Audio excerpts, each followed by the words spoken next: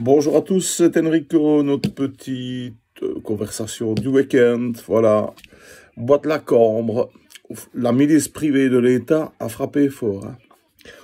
Autopompes, chevaux, motards, centurions à pied, tout était très calme. Les jeunes étaient bien, tranquilles, relax, et hop, le bordel. Pour moi, le bourgmestre de Bruxelles a été vexé que des petits jeunes bravent la dictature étatique et son petit côté nombriliste. Alors il a sûrement fait donner l'assaut par ses chiens de garde. On se réclut dans une rafle en 39. Bon, quand on pense que d'après les statistiques, il y avait 70 000 vieux, normalement, qui devaient soutenir les jeunes. Je sais pas où ils sont passés, ils sont cachés, on les a pas vus. Mais si on commence à laisser péter la gueule à nos enfants par la maréchaussée, on n'est pas sauvés. Ben enfin bon, c'est l'époque. Alors pour tous les optimistes qui se disaient « Ouais, super, la justice a condamné l'État pour les mesures Covid. » Oh, oh. Calme-toi, mamé, c'est de connivence. Hein? On est potes, on est plusieurs à enculer le peuple. Hein? Faut pas rêver. Et comme je dis toujours, il y a le gars qui connaît la loi, puis celui qui connaît le juge. Hein? D'ailleurs, Van den Broek a dit ça m'impressionne pas, tu vois, monsieur Agustin, c'est pas le premier coup dans le dos qu'il fait. Hein? Donc, en réalité, l'État est condamné par la justice. Pourquoi?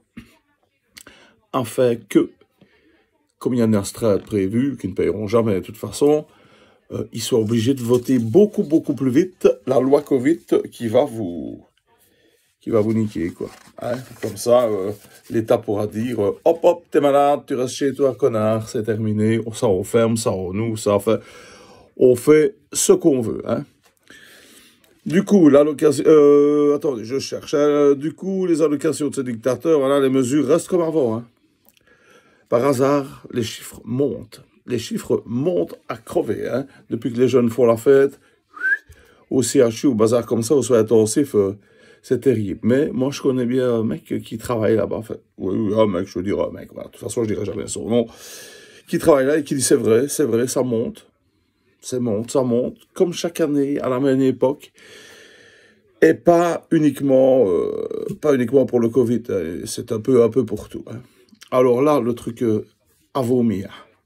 Sur TF1, la honte, une grand-mère qui accueille ses petits-enfants sur une musique de Gilbert Bécaud. Hein. Je reviens te chercher. Tu vois le bazar, les petits-enfants qui lui sautent dans les bras, la mamie qui est contente, puis hop, on coupe, on la voit en train de se faire piquer. Pas trop mal, mamie. Non, ça va, au contraire, elle est contente. Mais c'est à vomir, c'est une véritable honte. C'est la plus dégueulasse que j'ai vue dans ma vie. Quand on pense qu'avant les médias dégueulaient sur Al Jazeera pour les propagandes terroristes, et là c'est la propagande vaccin, je suppose. Hein. Ah, moi ça me dégoûte. Hein. Ils devraient mettre carrément une annonce. Hein. Qui mettent une annonce, cherche cobaye pour futurs vaccins valables d'ici 7 à 10 ans, parce que sur 10 mois, on peut pas faire, c'est pas possible, on ne sait pas faire ça. Voilà, monsieur Agustin serait très content de voir ça, à mon avis, il va essayer d'en faire une chez nous. Bon, pour l'instant à Bruxelles, il y a plus de flics que de manifestants. Hein. Ils ont sorti au bois de la Cambre aujourd'hui autopompes, des flics, des chevaux, des motos, enfin, tout ce que vous voulez, mais il n'y a personne. Ils sont là en stand-by. S'ils avaient mis tout le pognon qu'ils mettent dans leur saloperie pour emmerder les jeunes, dans les soins de santé, un peu augmenter les infirmiers, je ne vais pas dire chirurgiens parce qu'ils ont leur vie à crever, mais tous les petits là qui se font crever, hein, pas parce que c'est le Covid qui se font crever tout le temps. Moi j'ai été opéré plusieurs fois, je sais bien que les filles elles courent, hein. Elles courent la nuit, elles courent la journée, elles courent tout le temps et elles sont payées comme des merdes. Alors que c'est quand même des filles qui ont fait des études, quoi. C'est honteux. Alors à la place de merder les petits jeunes, mettre des autopompes, mettre des flics blindés, on dirait des Robocop et des saloperies comme ça, donner du fric à ces gens-là. il mérite plus de respect que le mec qui va taper sur la gueule d'un gamin avec une matraque ou qui le renverse avec son cheval, comme on a très bien vu sur YouTube, hein, pas vu sur la RTB ou sur RTL. Il faut quand même pas rigoler. Je regarde où je suis parce que je suis perdu. Ah, voilà. Je me réjouis des prochaines déclarations de Yves Van Laflèche et de notre premier sinistre. Hein. Monsieur, tout est grave. Voilà. Je ne sais rien, mais je vous dirai tout. Hein. Tout ce que j'ai décidé de rien décider et de décider autre chose. Non, rien. Voilà. Et il y a d'ajouter, évidemment, c'est dur pour tout le monde. Moi, le premier. Bon, il faut quand même reconnaître que c'est mieux de pleurer en Ferrari que sur un vélo. Et avec 15 000 par mois, moi, je vais pas les pleurer pour lui. Alors, la bonne nouvelle quand même pour les vitriers. Quand même, un boulot qui a de l'avenir.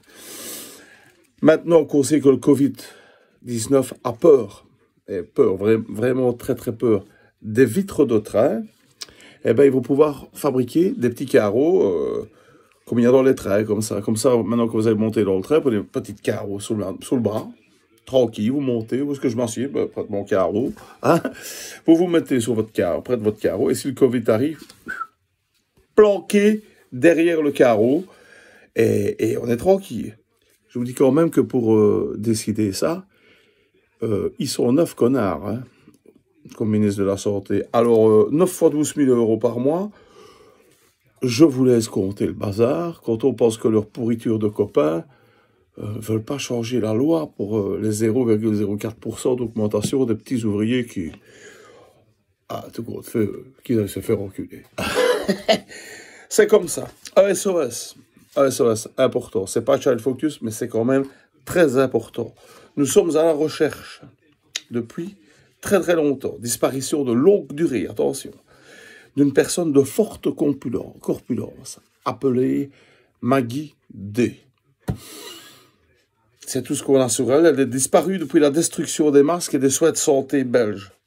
Si vous la voyez, publiez, pas dans les journaux, hein, publiez sur Facebook, Instagram, des trucs où les gens vont quand même pouvoir vous voir. Hein. Ne faites pas ça sur RTL TVI.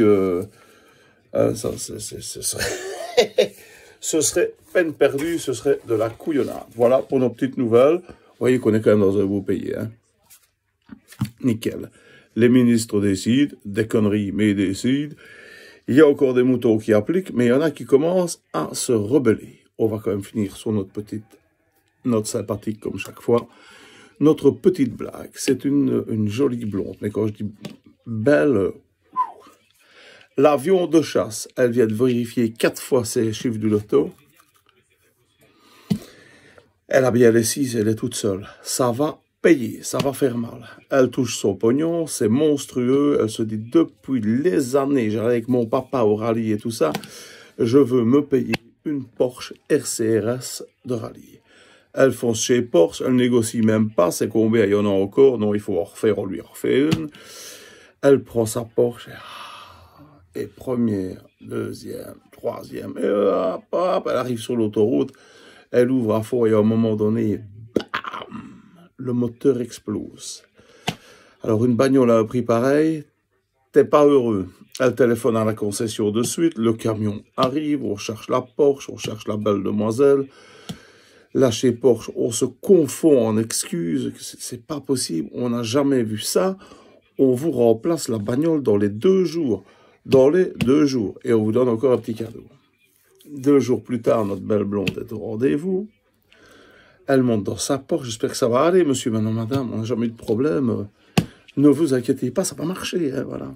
Elle prend sa petite Porsche, elle monte dedans, première, deuxième, troisième, on arrive au bout de la rue, on grimpe sur l'autoroute, on ouvre à fond, c'est parti, à un moment donné, bam!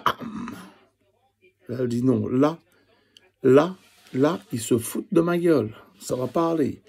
Elle téléphone, elle hurle sur le type au garage, le gars vient lui-même avec le camion, il cherche la demoiselle, il cherche la Porsche, il rentre et tout ça. Il dit, mais c'est impossible, on n'a jamais vu ça, vous êtes sûr?